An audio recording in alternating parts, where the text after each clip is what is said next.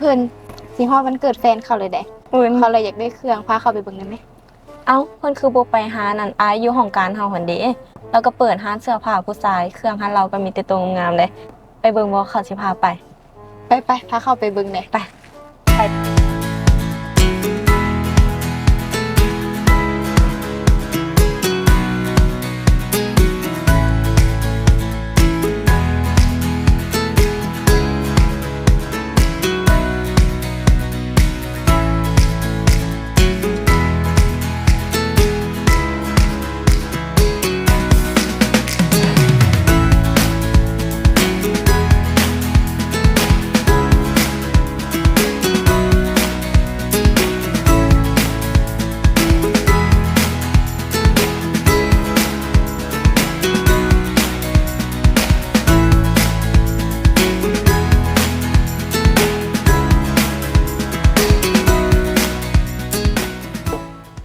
ป้าดเครื่องหั่นเราก็หลายเนาะมีแต่ตัวงาม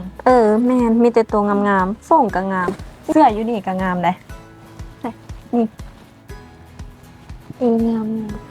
ลูกค้าเราก็บักหลายๆนี่เฮ็ดแบบนี้ก็ดีได้แบบว่าตอนเวนก็เฮ็ดเวียกประจำตอนแลงก็มาเปิดร้านขายเสื้อผ้าเบื้องต้นเรายังบ่ทันเปิดร้านนี่เห็นเขายามใดก็จมอยู่ว่าเงินเดือนบ่พอใช้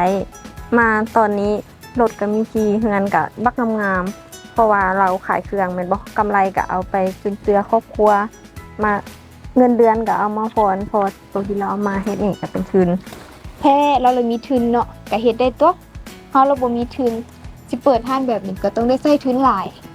บ่พื้นฐานเราก็บ่ได้มีหยังเราก็ยืมเงินเอาแล้วเราก็ใช้เงินเดือนพรโอ้ดีเนาะเฮาก็ลองเฮ็ดขึ้นแล้วปะ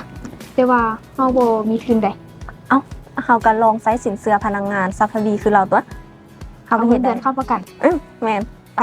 เฮาเฮ็ดไป